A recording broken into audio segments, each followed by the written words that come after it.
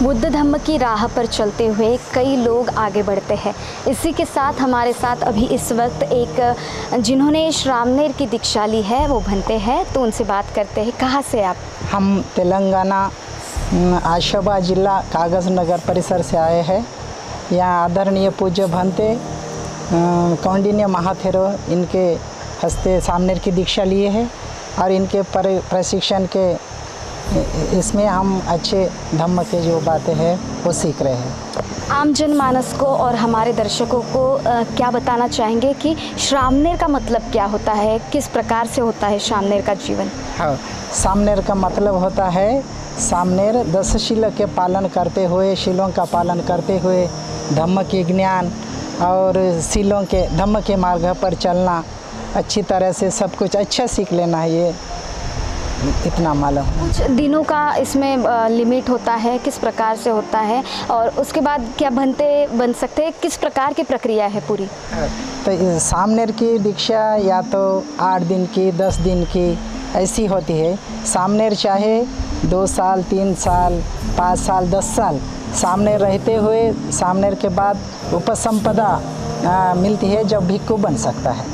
और गृह त्याग करने के बाद उपसंपदा और भिक्खु बनता है। जो श्रामणेर के इसमें भिक्खु तो नहीं बन सकता है। श्रामणेर के इसमें अष्टांगिक 10 शीलों का पालन करते हुए अपन जो वो आचरण करते हुए अपन आगे बढ़ते हैं। श्रामणेर सांसारिक जो आदमी होता है वो धम्म का पालन सांसारिक जीवन में रहते हुए नहीं कर पाता है, तो श्रामणेर बनकर वो ऐसे कुछ दिन वो धम्म की शिक्षा ग्रहण करता है। मतलब सांसारिक आदमी ये श्रामणेर बन सकता है? बन सकता है। सांसारिक आदमी जो है वो श्रामणेर दीक्षा ले सकता है। तो गृह त्याग करना है तो वो भिक्खु से होता है। उपसंपदा के बाद भिक्खु बनता है, वो आजीवन भिक्खु रह सकता है। सुखो बुद्धानुपादो सुखा सद्धम्म देसना, सुखा सद्धम्म सामग्री, समज्ञान तपो सुखा। सुखकर है, सुखकर है, सुखकर है, बुद्ध का जन्म सुखकर है। नमो बुद्धाय। मी आचल लोखंडे महान्यूज 7च्या आजच्या या विशेष कार्यक्रमात आपलं सर्वांचं स्वागत करते। आज आपण महान्यूज 7ची टीम अमरावती हायवेच्या अगदी हाकेच्या अंतरावर असलेलं गोंडखैरी येथील शांती दूत बुद्ध विहार येथे जमलोय आणि आपल्यासोबत आहेत भिक्खू कौंडिन्य महाथेरो। त्यांच्याकडून वार्तालाप करूया आणि धम्म जाणून घेण्याचा प्रयत्न करूया। म्हणते त्रिगुणी पौर्णिमा अत्यंत पवित्र मानली जाते, मात्र त्रिगुणी पौर्णिमा असं त्याला का म्हणतात आणि त्या त्रिगुणी पौर्णिमेचं, वैशाख पौर्णिमेचं, बुद्ध जयंतीचं नेमकं महत्त्व काय? त्या दिवशी सिद्धार्थ गौतमाचा जन्म लुंबिनी वनामध्ये झाला। 3 घटना महत्त्वपूर्ण घडल्यामुळे त्रिगुणी पौर्णिमा म्हटली जाते। त्यांचा जन्म वैशाखी पौर्णिमेला शालवृक्षाच्या झाडाखाली सिद्धार्थ गौतमाला ज्ञान प्राप्त, बुद्धी प्राप्ती झाली। वैशाखी पौर्णिमेला बुद्ध गेला आणि भगवान बुद्धाचं महापरिनिर्वाण कुशीनगर येथे वैशाखी पौर्णिमेला झालं। या महत्त्वपूर्ण 3 घटना घडल्या म्हणून त्याला त्रिगुणी पौर्णिमा म्हटले जाते। म्हणते बुद्ध हे एक व्यक्तिविशेष नाहीत असं मी ऐकलंय। नेमकं काय त्यातलं खरं काय त्यात आणि बुद्ध म्हणजे काय?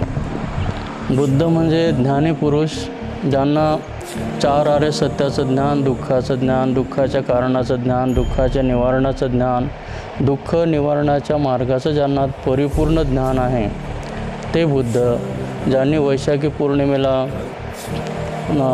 ज्ञान प्राप्त केलं, बुद्धत्व प्राप्त केलं, दुःखाचे कारण, दुःखाचे निवारण, दुःख निवारणाच्या मार्गाचा, 4 आर्य सत्य आणि अष्टांगिक मार्गाचा ज्यांना परिपूर्ण साक्षात्कार झाला आणि ते बुद्ध ज्यांना जगामध्ये दुःख आहे हे समजलं, दुःखाचं कारण, दुःखाचं निवारण, दुःख निवारणाचा मार्गच ज्याने शोधून काढला, ते बुद्ध ज्यांनी आपल्या संपूर्ण इंद्रियावर ताबा मिळविला, नाक, कान, डोळे, जीभ, त्वचा आणि मनावर परिपूर्ण ज्यांनी विजय मिळविला, ते बुद्ध ज्यांनी बोधी प्राप्त केले, ज्यांनी ज्ञान प्राप्त केलं, ज्यांनी प्रज्ञा प्राप्त केली, ते बुद्ध.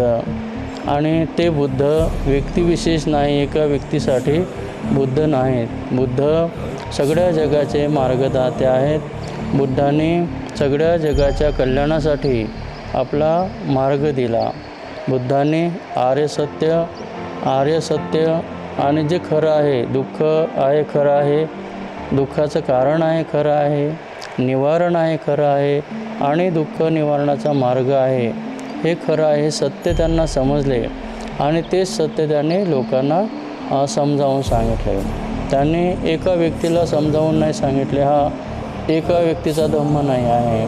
तथागत बुद्धाच्या धम्मामध्ये, मार्गामध्ये त्यांनी शिकवताना ब्राह्मण आले, क्षत्रिय आले, वैश्य आले, शूद्र आले, एवढेच नव्हे तर स्त्रियासुद्धा आले, नीच कुळाचे आले आणि श्रेष्ठ उच्चवर्णीयसुद्धा तथागतांच्या संघामध्ये सामील झाले.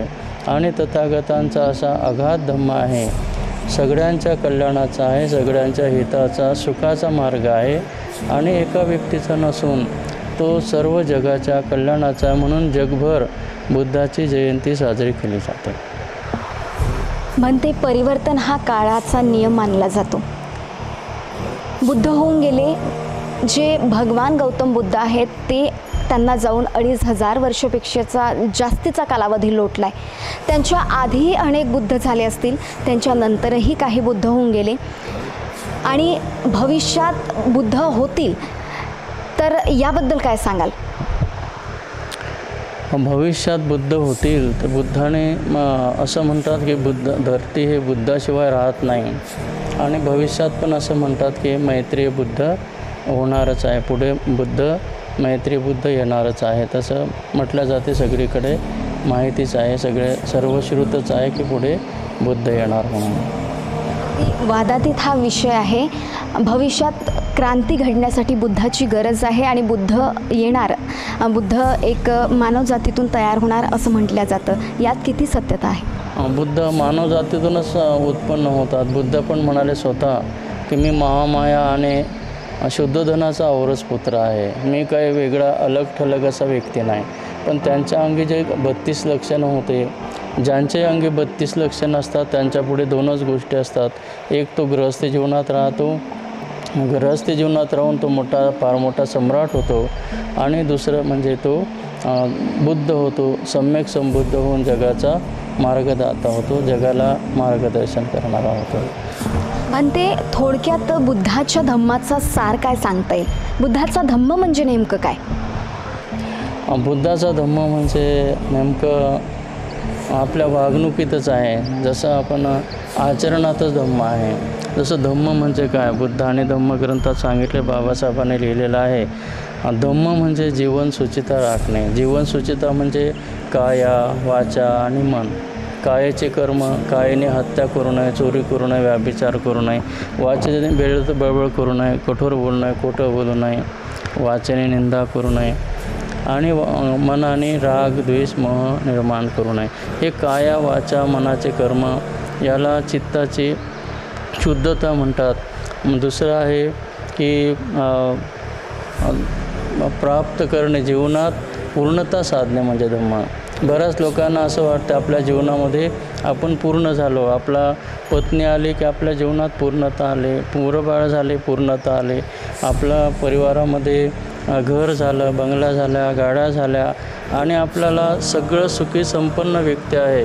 तो म्हणतो मी माझ्या जीवनात पूर्ण आहे, मला कशाची गरज नाही, असा व्यक्ती म्हणतो. ते जीवन पूर्ण नाही. त्याला गरज पत्नी समाजात राहिलं तर लग्न करावंच लागतं, गरजेचं आहे. लग्न झालं तर मुलं होणारच आहेत, मुलं झालं त्यांना सांभाळायचंच आहे. नोकरी, घर, परिवार ह्या गोष्टी होतात. एक दुसऱ्याच्या गरजा आहेत, एक दुसऱ्याची जबाबदारी आहे, जिम्मेदारी आहे, ती पार पाडतात. त्या जबाबदाऱ्या पार पाडत असताना झालं संपलं आमचं आयुष्य असं नाही. एखादा म्हातारा म्हणेल की मला सुना आहेत, मुलं आहेत, धन आहे, सगळं मला काही कमी नाही. पण जर त्याने एकही दिवस शीलाचं पालन केलं नाही, जशी उद्याची बुद्ध पौर्णिमा आहे, एक दिवस जरी त्याने 8 शीलाचं पालन केलं नाही, शील म्हणजे काही समजलंच नाही, तर जीवन उपयोगाचं नाही, व्यर्थच झाल्यासारखं झालं ना. फक्त आपल्या जबाबदाऱ्या पार पाडल्या, जीवन कुठं पूर्ण झालं. त्याने शीलाचं पालन कधी केलं नाही, त्याने कधी कुणाला दान केलं नाही, कधी त्याने अष्टशिला पारमितात कधी त्याने घर आपलं सोडलं नाही, कधी कोणाच्या प्रती मैत्री केली नाही, मैत्री समजली नाही, कधी त्याने क्षमाशीलता कोणाला क्षमा मागितली नाही, कोणाची क्षमा केली नाही, या गोष्टी समजल्या नाही. कधी त्याला वीर्य म्हणजे उत्साह चांगल्या कामासाठी काय असतो समजलं नाही. त्याला अधिष्ठान, उपेक्षा ह्या गोष्टी धम्माच्या जर समजल्या नाही, सांगायचं म्हणजे थोडक्यात 10 पारमिताच त्याला समजला नाही, तर त्याचं जीवनात पूर्णता कशी होऊ शकणार. जीवनात पूर्णता आणण्यासाठी ह्या गोष्टी गरजेच्या आहेत. धम्म शिकणं गरजेचं आहे. जीवनात पूर्णता साधणे म्हणजे धम्म म्हणजे 10 पारमिता. जीवन शुद्ध जीवनात म्हणजे पहिलंच आहे की जीवनात पूर्णता काया, वाक शुचिता, मनशुचिता हे साधणे, चित्त शुद्ध करणे म्हणजे काया शुचिता, वाक शुचिता, मनशुचिता, या 4 शुचिता हे पूर्ण करणे म्हणजे धम्म. जीवनात पूर्णता साधणे म्हणजे धम्म. असे खूप मुद्दे बुद्ध आणि धम्म ग्रंथामध्ये दिलेले आहे. धम्म म्हणजे नेमकं आर्य अष्टांगिक मार्ग, धम्म म्हणजे आचरण, धम्म म्हणजे शील, धम्म म्हणजे सदाचरण. आणि ह्या गोष्टी जी माणसं मानतच नाही, कोस दूर आहेत या गोष्टीपासून. आणि ह्या गोष्टी लोकांना आवडत पण नाही, बऱ्याच लोकांना. आणि ज्यांना ह्या गोष्टी आवडतात, शीलाचं महत्त्व आहे, समाधी ध्यानाचं महत्त्व आहे, मैत्रीचं महत्त्व आहे, दानाचं महत्त्व आहे, समता बंधुभावाचं महत्त्व आहे. ह्या गोष्टी ज्या चांगल्या गोष्टी आहेत, जी लोक मांडतात ती माणसं फार कमी आहेत. आणि ह्या गोष्टीला महत्त्व न देता भगवान बुद्ध जेव्हा सारनाथला ऋषीपत्तन मृगदावनामध्ये गेले, पंचवर्गीयांना पहिलेच सांगितलं, भिक्षूंनो 2 टोकं कधी सेवन करू नका, 2 टोकांचं कधी सेवन करू नका. खा प्या मजा करा, ह्या गोष्टीपासून दूर राहायला पाहिजे. ह्या निरर्थक आहेत, ह्या अहितकारी आहेत, अकल्याणकारी आहेत, ह्या हीन मार्गाच्या आहेत, ह्या नीच मार्गाच्या आहेत.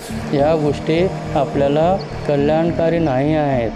तर ही माणसं का समजत नाही की जे खाणे पिणे मजा करणे ह्यातच सगळं काही आहे. ह्या गोष्टी तर बुद्धाने टाळायला सांगितल्या. ह्या गोष्टीत आपलं नुकसान आहे, फायदा नाही. मग दुसरं टोक बोलले बुद्ध की आपल्या शरीराला त्रास देणे, आपल्या कायेला त्रास देणे, पीडा देणे, उपवास तापास करणे, आपल्या मुक्तीसाठी पायात चप्पल न घालणे, दिवसभर जेवण न करणे, पाणी न पिणे, अतिशय शरीराला त्रास देणे, अतिशय शरीराला कष्ट देणे. बुद्ध म्हणाले हा पण नीच मार्ग आहे, हा पण मध्यम मार्ग नाही, हा मार्ग मुक्तीचा मार्ग नाही, हा मार्ग सुखाचा मार्ग नाही, हा मार्ग हीन मार्ग आहे, नीच मार्ग आहे. अगदी हा मार्ग गवार आहे. आपल्याला हा मार्ग म्हणजे निर्दोष जीवनापर्यंत, दुःख मुक्तीपर्यंत पोहोचू शकणारा नाही. म्हणूनच तथागताने मध्यम मार्ग सांगितला. आणि हा मध्यम मार्ग म्हणजे धम्म. सम्यक दृष्टी म्हणजे धम्म, सम्यक संकल्प म्हणजे धम्म, सम्यक कर्मांत म्हणजे सम्यक वाचा, सम्यक आजीविका म्हणजे धम्म, असम्यक स्मृती समाधी म्हणजे धम्म, आर्य अष्टांगिक मार्ग म्हणजे धम्म, विशुद्धीचा मार्ग म्हणजे धम्म.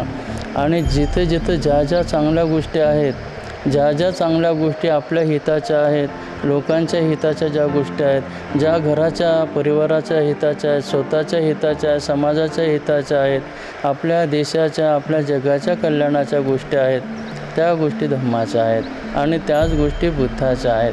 थोडक्यात सांगायचं म्हणजे आपल्या हिताचं आणि इतरांच्या हिताचं जे आहे ते बुद्धाचं आहे, ते धम्माचं आहे, त्यात सुख सामावलेलं आहे.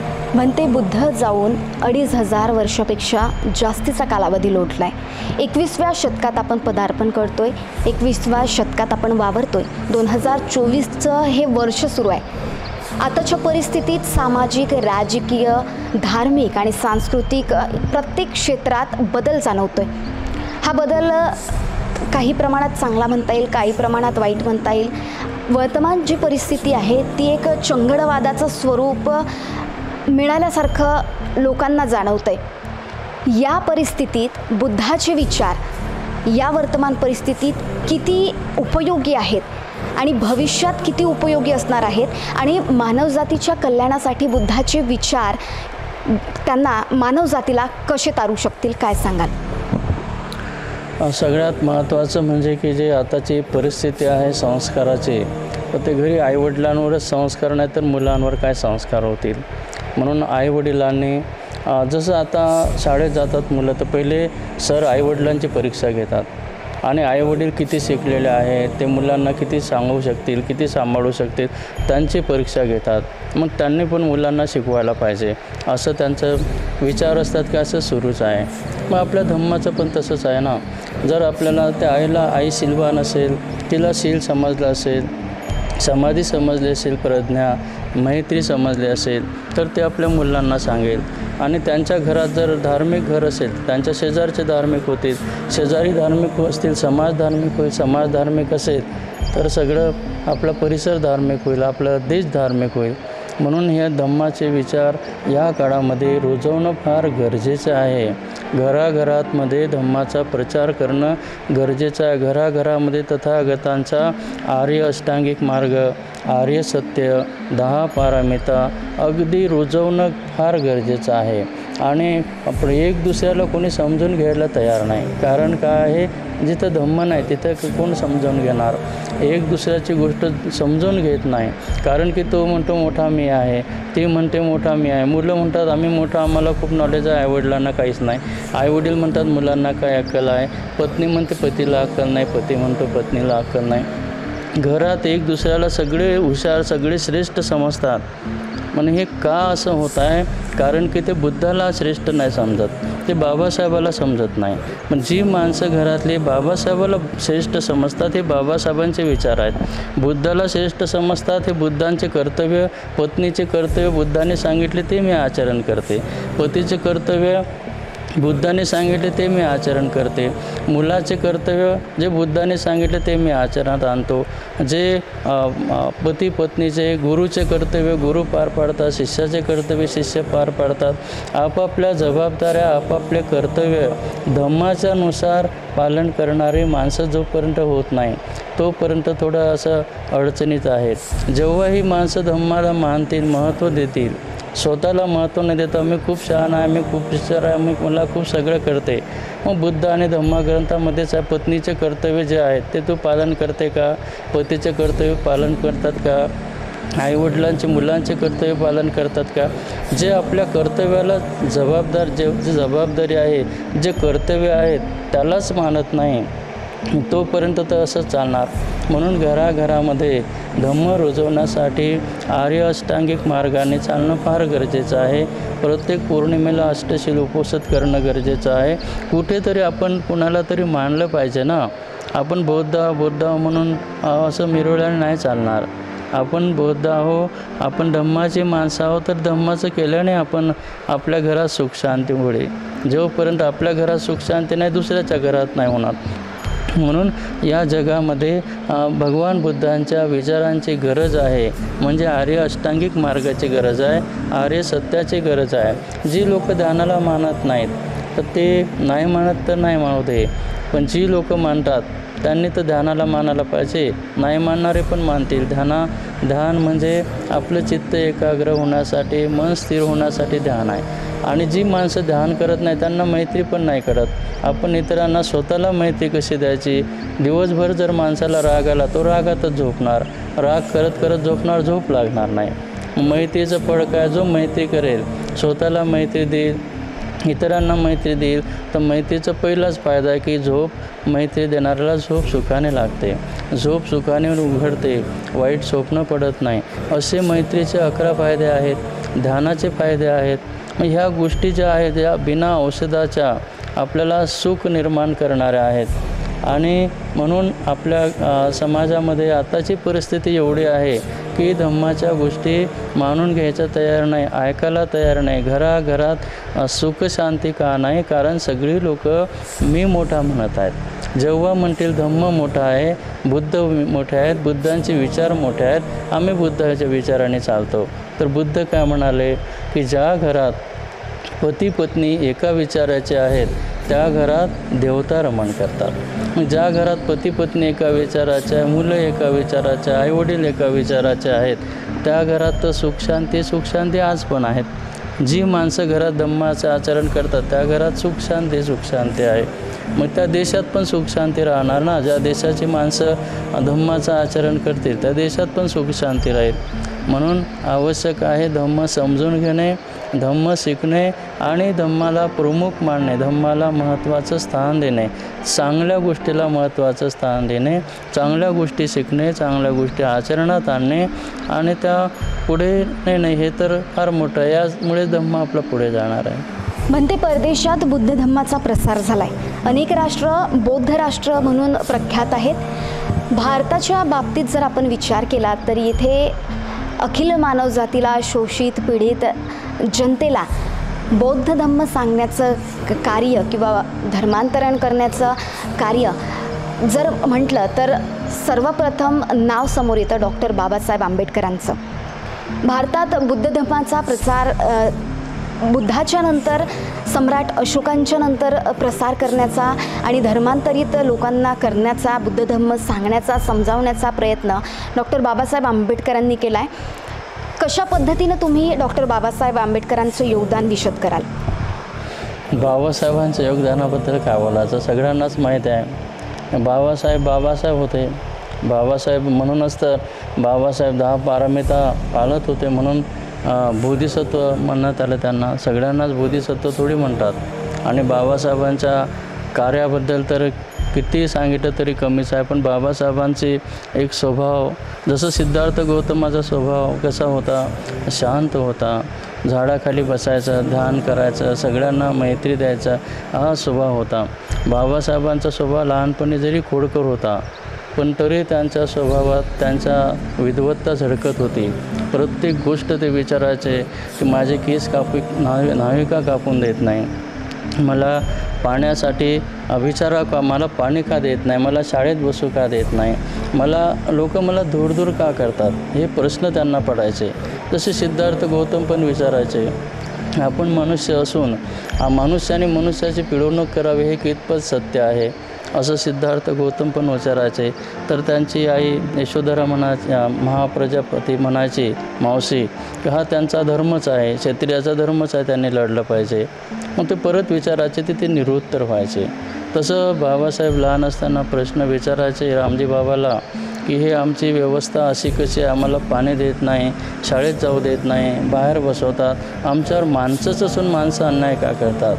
तर रामजी बाबा बोलले की भिवा, तुला शिकायला पाहिजे, तुला अभ्यास करायला पाहिजे, तुला खूप शिकायला पाहिजे, खूप अभ्यास करायला पाहिजे. आणि तू जेवढा अभ्यास करशील तूच या प्रश्नाचे उत्तर देशील. मग बाबासाहेबांना ज्या गोष्टी खटकल्या, त्यांना पाणी पिऊ देत नव्हते, तर त्यांनी पाण्याचा सत्याग्रह केला. सगळ्यांना आता पाण्याची अडचण पडत नाही. त्यांना लोकांना बोलता येत नव्हतं, मुख्य होते माणसं, त्यांनी मुख नाही काढलं. बाबासाहेबांनी समाज असा पीडित होता, दुःखी होता, दैन्यात होता, अतिशय बेकार अवस्थेत होता. तर बाबासाहेबांनी बोलले की चला तुम्हाला दीक्षाभूमीला नेतो, एवढे आजारी, एवढे दारिद्र्य, एवढे कितपत पडलेले आहात, तुम्हाला शरणस्थान पण नाही, तुम्हाला पाया पडलं कोणी, तुम्हाला मारतात लोक, तुम्ही जिभेने मंत्र बोललात तर तुमची जीभ कापून घेतात माणसं, डोळ्याने बघितलं तर डोळ्यात तेल ओतून टाकतात, अशी परिस्थिती आहे तुमची. तर चला मी तुमच्यासाठी खूप मोठं हॉस्पिटल तयार करतो, खूप मोठं एक स्थान तुमच्यासाठी शरणस्थान निर्माण करतो. तर बाबासाहेबांनी दीक्षाभूमीला लोकांना आणलं. बुद्धं शरणं गच्छामी हा मंत्र दिला, डोस दिला त्यांना. तर सगळे बुद्धाला शरण गेले की त्यांना एक शरणस्थान मिळालं, एक आश्रय मिळाला, एक जागा मिळाली त्यांना की बुद्धाला शरण शरण कुणाला जाता येत नव्हतं.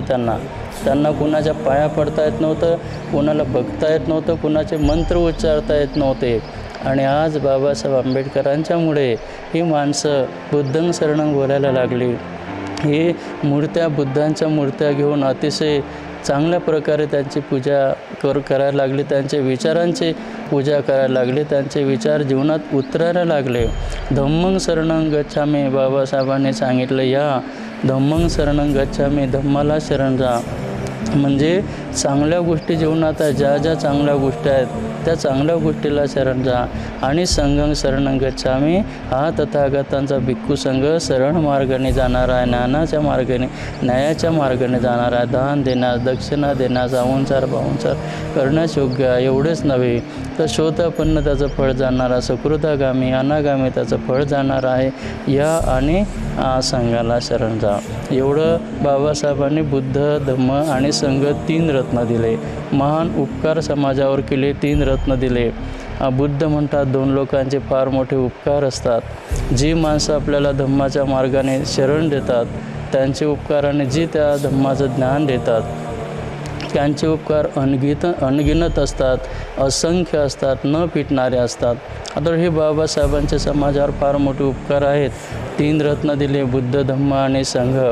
आणि भगवान बुद्धांनी त्यांचा ग्रंथ धम्म लिहून दिला. आणि देशावर पण त्यांनी उपकार केले, देशाला एवढं मोठं संविधान दिलं. बाबासाहेब महान कारुणिक, करुणा करणारे होते. अपार मैत्री त्यांच्यामध्ये होती, करुणा होती. बाबासाहेबांमध्ये अफाट अशी विद्वत्ता होती. आणि बाबासाहेबांनी जे काम केलं त्यागातून, त्यांच्यामुळे त्याग, सेवा होती, 10 पारमिता त्यांच्यामध्ये होत्या.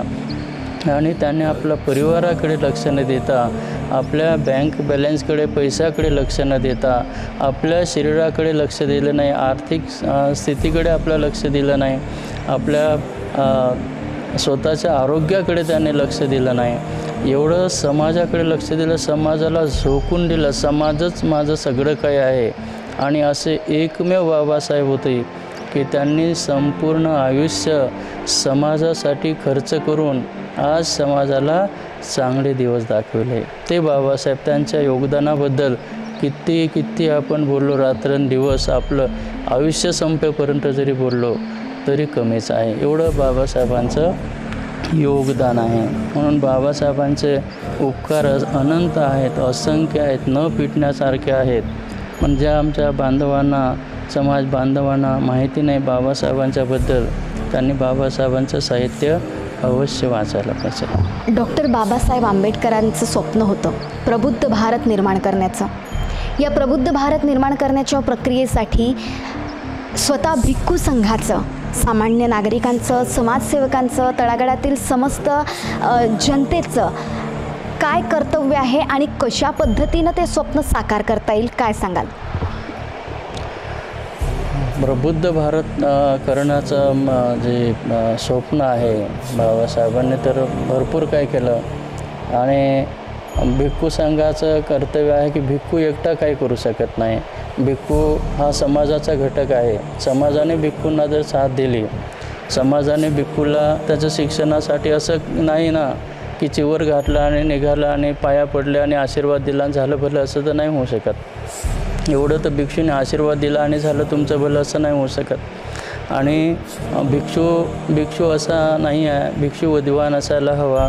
भिक्खूंना शिक्षणाची सोय समाजाने करायला पाहिजे, त्यांची राहण्याची, त्यांची भोजनाची, त्यांच्या वस्त्राची, त्यांची पूर्ण, जशी तुम्ही मुलांची देखभाल करता, मुलांना शिकवता, मोठं करता, आणि तुम्ही कशासाठी करता की हा मुलगा मोठं होऊन आपल्याला सांभाळेल, हा मुलगा मोठं होऊन आपलं नाव लौकिक करेल, हा मुलगा मोठं होऊन आपलं खूप मोठं काहीतरी करेल, विशेष असं वाटतं.